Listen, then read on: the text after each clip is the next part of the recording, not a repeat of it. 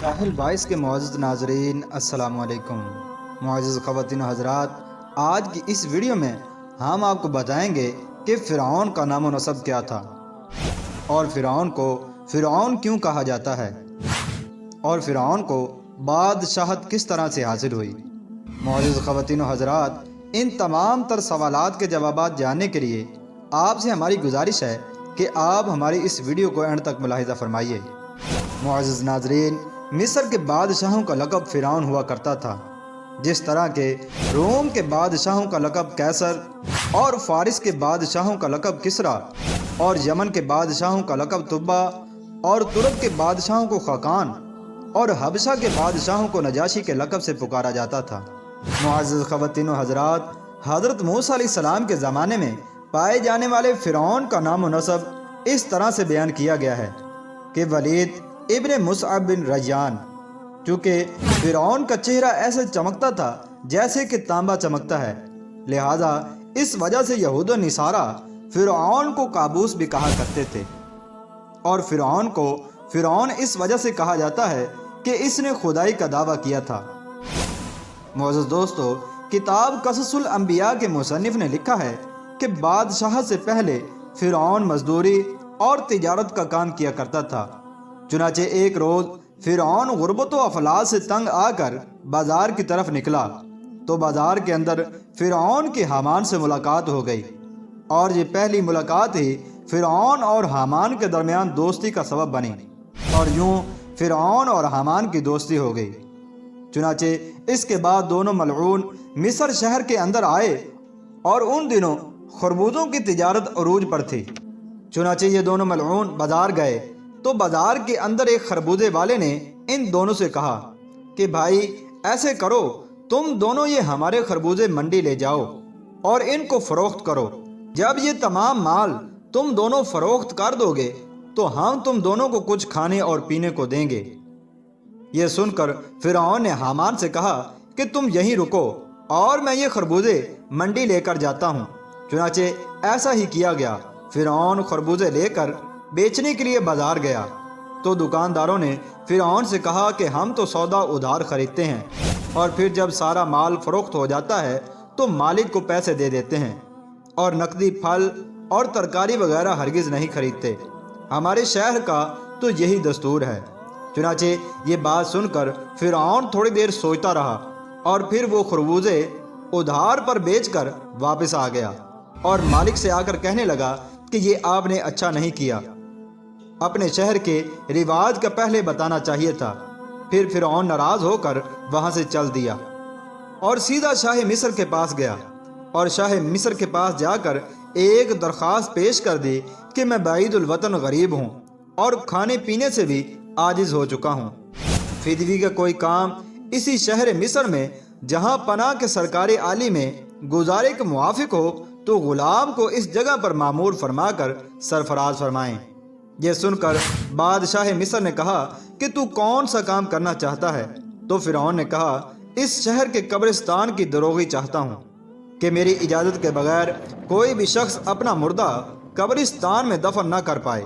یہ سن کر بادشاہ مصر نے فرعون کو گورستان کی دروغی دے دی۔ چنانچہ پھر فرعون جا کر قبرستان کے دروازے پر بیٹھ گیا، اور قضائے الہی سے ایسا ہوا کہ اسی سال مصر میں وبا پھیل گئی۔ فرعون نے جب یہ دیکھا تو ہر ایک لاش سے ایک ایک درہم سونے کا لینا شروع کر دیا، اور اس طرح تھوڑے ہی دنوں میں اس کے پاس بہت سا مال اور روپیہ جمع ہو گیا۔ پھر اس نے یہ تمام پیسے بادشاہ کے مقربین کو دے کر تمام شہر کی دروغائی لے لی۔ چنانچہ مصر کا بادشاہ بھی اپنی جہالت کی وجہ سے فرعون کو بہت پیار کرتا تھا اور اس کو اپنی خلعت بھی دیا کرتا تھا۔ اتفاق سے اسی دوران مصر کا وزیر بھی مر گیا، چنانچہ اس کے بعد فرعون کو ہی بادشاہ کا وزیر مقرر کر دیا گیا۔ اس کے بعد فرعون نے اپنے خاص دوست حامان سے کہا کہ میں چاہتا ہوں کہ خدائی کا دعویٰ کروں تاکہ ساری مخلوق مجھ کو اپنا معبود جانے اور میری عبادت کرے۔ یہ سن کر حامان نے اس سے کہا کہ تو یہ کام آہستہ آہستہ سے کر، سب سے پہلے تو مخلوق کو اپنے ہاتھ میں لے۔ فرعون نے کہا ایسا کرنے کی تدبیر کیا ہے؟ کیونکہ اس وقت تمام لوگ دین یوسفی پر مستحکم ہیں، تو پھر میں کس طرح سے ان کو اپنا بناؤں؟ آخر اس کی تدبیر کیا ہو سکتی ہے؟ حامان اس بات کو سن کر کچھ دیر تک سوچتا رہا اور پھر بولا، بادشاہ مصر سے درخواست کر کہ میں چاہتا ہوں کہ پورے 1 سال تک مصر کے تمام لوگوں کی خواہشات بادشاہ کے خزانے سے مفت پوری کی جائیں اور ٹیکس وغیرہ بھی ہرگز وصول نہ کیا جائے، اور اس سارے سال کے اخراجات میں بادشاہ کو اپنی طرف سے پیش کر دوں گا۔ چنانچہ فرعون نے ایسا ہی کیا اور مصر میں اپنی اس کاوش کا اعلان بھی کروا دیا۔ جب مصر کے لوگوں نے یہ بات سنی تو مصر کے تمام لوگ فرعون کے اس کام سے بہت خوش ہوئے۔ وقت ایسے ہی گزرتا رہا، چنانچہ پھر چند روز کے بعد بادشاہ مصر اپنی موت خود مر گیا، اور کوئی بھی شخص اس کا وارث نہ تھا جو کہ اس کے تخت و تاج کا وارث بنتا۔ چنانچہ بادشاہ مصر کی تجہیز و تدفین کے بعد 3 دن تک تعزیت کی گئی، اور چوتھے روز تمام مصر کے لوگ، قاضی، مفتی، علماء اور فضلاء، عمراء اور غرباء سب بادشاہی دربار میں جمع ہوئے اور مشورہ کرنے لگے کہ بادشاہت کے تخت پر کس کو بٹھایا جائے، کیونکہ ملک بے سر و پا ہو چکا ہے۔ چنانچہ تمام لوگ فرعون کے بادشاہ بننے پر متفق ہوئے، کیونکہ مصر کے لوگوں نے فرعون سے نیکی دیکھی تھی، کیونکہ فرعون نے ہی مصر کے لوگوں کی 1 سال کی خواہشات پوری کی تھیں اور ان کا ٹیکس بھی معاف کروایا تھا اور تمام مال اپنے پاس سے ادا کیا تھا۔ اسی لیے تمام مصر کے لوگ اس سے بہت خوش تھے۔ چنانچہ اس طرح فرعون، جس کو رامسیس ثانی بھی کہا جاتا ہے، مصر کا بادشاہ بنا۔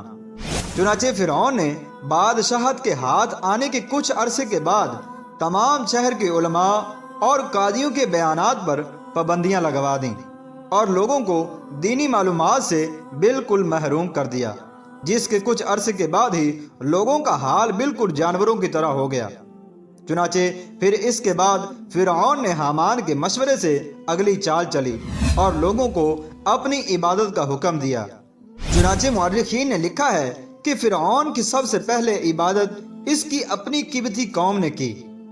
جب کہ بنی اسرائیل نے انکار کیا تو فرعون نے ان کو اپنا غلام بنا لیا اور ان پر ظلم اور زیادتیاں کرنے لگا۔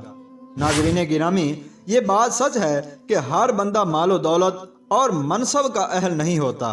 اللہ تبارک و تعالیٰ سے دعا ہے کہ اللہ تبارک و تعالیٰ ہمیں ظالم حکمرانوں اور ان کے شر سے محفوظ رکھے۔